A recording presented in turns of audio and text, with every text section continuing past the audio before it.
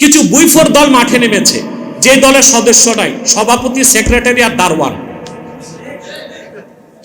এইরকম ছোট্ট বুইফোর সংগঠন সেনাবাহিনীকে চ্যালেঞ্জ করে।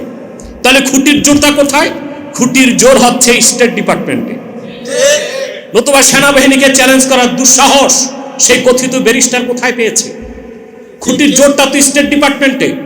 আমরা স্পষ্ট সেনাবাহিনীকে বলছি, ইসলামের সুমহান স্বার্থ রক্ষায়, মুসলমানদের মৌলিক দাবিগুলো আদায়ে আর বাংলাদেশের স্বাধীনতা রক্ষায় যদি আপনারা অতন্দ্র প্রহরীর ভূমিকায় মাঠে নামেন, কোটি কোটি মুসলমান আপনাদের সাথে কাঁধে কাঁধ মিলিয়ে একাত্মতা ঘোষণা।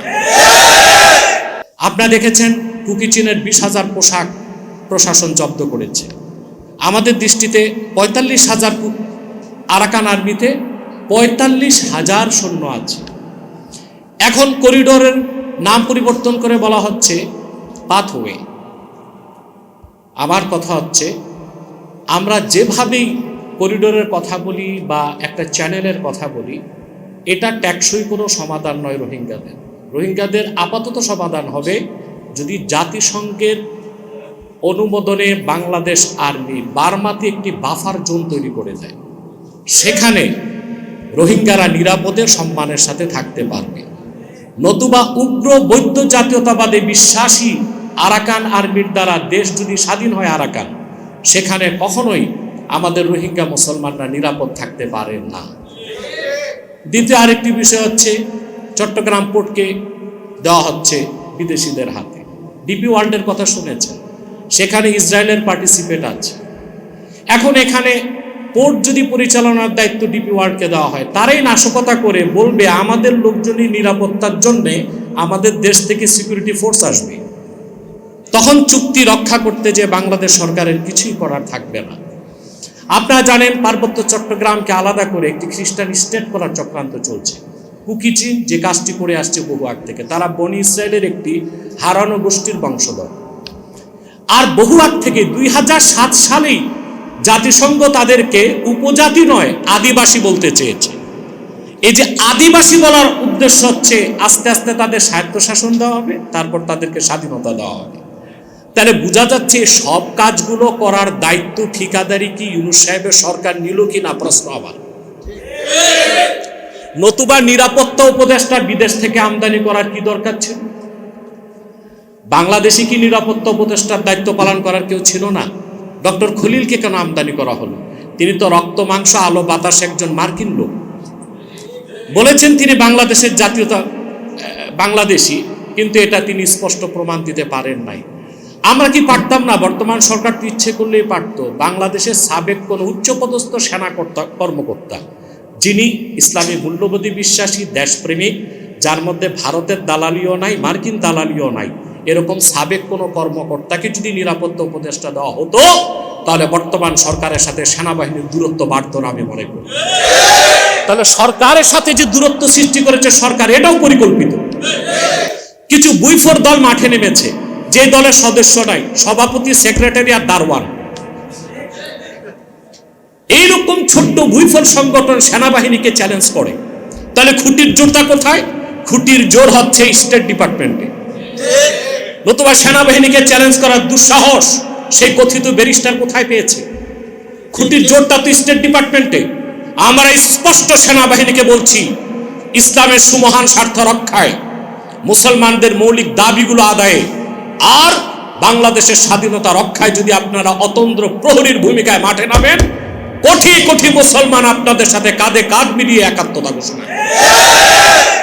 আপনারা বিচলিত হবেন না, তবে ইসলামের স্বার্থের বিরুদ্ধে কিছু হতে পারবে না। মুসলমানদের মৌলিক দাবিগুলো আদায়ে কোনো বাধা দেওয়া যাবে না। বাংলাদেশের স্বাধীনতা অক্ষুণ্ণ সমুন্নত রাখার ক্ষেত্রে কোনো আপোষ করা যাবে না। মার্কিন আগ্রাসনের বিরুদ্ধে কথা বললে ট্যাগিং করা হয়, এটা ফেসিবাদের দোষর, এটা ভারতের রয়ের এজেন্ট। কি নির্লজ্জ! আমাদের চরিত্রের কতটা অবনতি ঘটেছে। যাকে তাকে আপনি ভারতের এজেন্ট বানিয়ে দিচ্ছেন। 5ই আগস্ট যদি সেনাবাহিনী ছাত্র জনতার আন্দোলনের সাথে একাত্মতা ঘোষণা না করত, অভ্যুত্থান সম্ভব হতো না। এখন পর্যন্ত যদি সেনাবাহিনীর পৃষ্ঠপোষকতা না থাকতো, সরকারের পক্ষে টিকে থাকাও সম্ভব হতো না। অতএব পরিকল্পিতভাবে আপনি আপনি দেখুন দেশের সবগুলো সেক্টর অচল হয়ে যাচ্ছে, রাজনৈতিক দলগুলো ব্যর্থতার পরিচয় দিচ্ছে, সেনাবাহিনীও যদি প্রশ্নবিদ্ধ হয়ে যায় বাংলাদেশ একটা প্যারালাইজড স্টেট হয়ে যাবে। তখনই সাম্রাজ্যবাদীরা বাংলাদেশে আসার সুযোগ পাবে আর তাদের এজেন্ডাগুলো বাস্তবায়ন করতে পারবে। আমি সুস্পষ্টভাবে বলবো, বাংলাদেশের স্বাধীনতার প্রশ্নে ইসলামপন্থী, ডানপন্থী, দেশপ্রেমিক সবাই এক মঞ্চে আসতে হবে। আসার জন্য আমরা প্রস্তুত আছি ইনশাআল্লাহ। আমাদের দেশের স্বাধীনতা যদি না থাকে তাহলে সংস্কারই কি হবে, নির্বাচনই কি হবে? এখন কেউ স্লোগান দিচ্ছে আগে সংস্কার পরে নির্বাচন, কেউ বলে আগে নির্বাচন পরে সংস্কার। আমি বলি আগে স্বাধীনতা, তারপর সংস্কার এবং নির্বাচন। স্বাধীনতায় যদি বিপন্ন হয়ে যায় তাহলে আর এখানে সংস্কারের কোনো সুযোগ থাকে না, নির্বাচনেরও কোনো সুযোগ আসে না। আমি এই স্টুডেন্ট ফর সভারেন্টিকে ধন্যবাদ জানাচ্ছি। পাশাপাশি আমি এখানে হেফাজত ইসলাম বাংলাদেশের যুগ্ম মহাসচিব আছেন, ওনার মাধ্যমে আমি আবারও বলছি আজকে যে হেফাজত ইসলাম বাংলাদেশ একটি অরাজনৈতিক সংগঠন হলেও বাংলাদেশের রাজনীতিকে নিয়ন্ত্রণ করতে হবে তাদেরকে, কারণ তাদের কোনো পলিটিক্যাল ইন্টেনশন নাই। তারা যা করবে দিনের স্বার্থে, যা করবে উম্মাহের স্বার্থে, যা করবে দেশের স্বার্থে। এবং অন্য যারা আছে ইসলামপন্থী, দেশপ্রেমিক, ডানপন্থী সকলকেই অন্ধভাবে বর্তমান সরকারকে সমর্থন না করে গঠনমূলক সমালোচনার মাধ্যমে দেশ বিরোধী যে কোনো সিদ্ধান্ত গ্রহণে সরকারকে বাধা দিতে হবে। আমি একটি কথা বলে বিদায় নিচ্ছি, বাংলাদেশে ভারত পন্থাও চলবে না, পাকিস্তান পন্থাও চলবে না, মার্কিন পন্থাও চলবে না। আরেকটি কথা বলছি, ভারতের দালালি যারা করবে তাদেরকে নির্বাসিত করতে হবে, সাম্রাজ্যবাদীর দালালদেরকে নির্বাসিত করতে হবে। ইসলামী মূল্যবোধে বিশ্বাসী দেশপ্রেমিক যারা ওইসব যোগ্য নেতৃত্বের হাতে বাংলাদেশের নিয়ন্ত্রণ আমরা তুলে দেব ইনশাআল্লাহ। ওয়া আখির দাওয়ানা আলহামদুলিল্লাহি রাব্বিল আলামিন। ওয়াসসালামু আলাইকুম ওয়া রাহমাতুল্লাহি তাআলা ওয়া বারাকাতুহু।